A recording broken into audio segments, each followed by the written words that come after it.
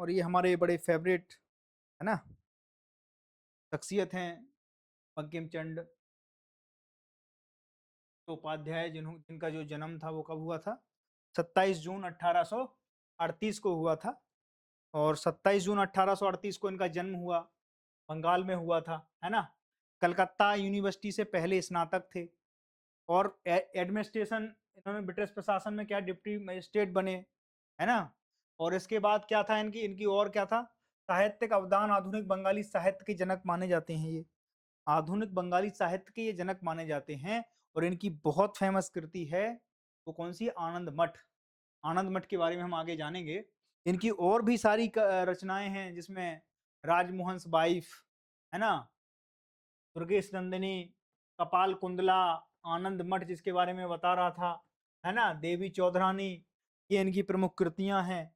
और वंदे मातरम जो लिखा गया, जो हमारा राष्ट्रीय गीत है भारत का, इसको लिखा गया था वो किनके द्वारा, इन्हीं के द्वारा लिखा गया था, है ना। उसकी रचना हम आपको बताते हैं कि कब से हुई, तो 1870 में इसकी रचना हुई। बंकिम चंद्र ने वंदे मातरम की रचना करी थी।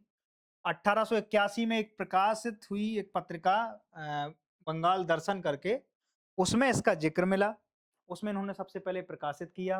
1882 ईस्वी में एक आनंद मठ उपन्यास मिला, उसमें उस कृति को भी शामिल कर लिया गया, इसमें इन्होंने ये लिखा था, है ना, ये रचना जो लिखी थी। 1882 में जब आनंद मठ आया तो आनंद मठ में भी उसको क्या किया, समाहित किया गया। और 1896 भारतीय राष्ट्रीय कांग्रेस के अधिवेशन में वंदे मातरम का गाना शुरू हुआ। कांग्रेस जिस चीज का विरोध करती है, आप वंदे मातरम, और बीजेपी जिस चीज का क्रेडिट लेती है, असली यात्रा आपको जाननी पड़ेगी कि असली यात्रा कहां से हुई। तो 1870 से इस पूरे के पूरे क्रम की एक पूरी जर्नी है जिसकी शुरुआत हुई। और 1896 में इसको सबसे पहले कांग्रेस के अधिवेशन में गाया गया और यह स्वदेशी आंदोलन का एक प्रमुख नारा बन गया।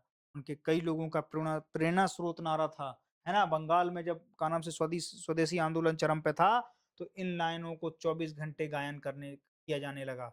और 1850 में 24 जनवरी 1950 को वंदे मातरम को राष्ट्रीय गीत का दर्जा प्राप्त हुआ भारत में। वंदे मातरम के रचयिता बंकिम चंद्र चट्टोपाध्याय। और ध्यान रखना, आनंद मठ में ही भारत माता की प्रतिमा है। इसको आरएसएस बहुत ज्यादा अपने आप को वो करती है कि साहब भारत माता जो हैं वो उनकी कृति है, या वो लोग उसको क्लेम करते हैं, जबकि इसका सबसे ज्यादा क्लेम किसे करना चाहिए, क्लेम दूसरे लोगों को करना चाहिए, वो नहीं करते हैं। पता नहीं क्यों नहीं करते हैं। अगर कोई उन्हें सही से सलाह देने वाला व्यक्ति हो तो वो ये बताए कि ये इसकी यात्रा क्या है और कौन थी। वंदे मातरम जो हैं, वंदे मातरम की रचना, यह उपन्यास राष्ट्रभक्ति, त्याग और बलिदान की भावना को जागृत करने वाला एक अग्रणीय ग्रंथ है। राष्ट्रीय भावना को जागृत किया गया इस ग्रंथ के माध्यम से। और जब कभी अपनी भावनाओं से कोई चीज रखता है तो ये दायित्व बनता है राजनीति का कि वो उसका क्लेम भी करे और उसको आगे बढ़ चढ़कर उसका समर्थन भी करे। ठीक है, तो आज जिस तरीके की चीजें हुई, आनंद मठ की विश्लेषण क्या है कि सन्यासी विद्रोह की पृष्ठभूमि में उपन्यास 18वीं शताब्दी के सन्यासी विद्रोह को दर्शाता है। वहां पर क्या है, मठों की स्थापना है ना, हमारे जो मठ है ना, वहां पर आनंद मठ की स्थापना हुई थी और उनके सन्यासियों ने क्या किया था, विद्रोह किया था।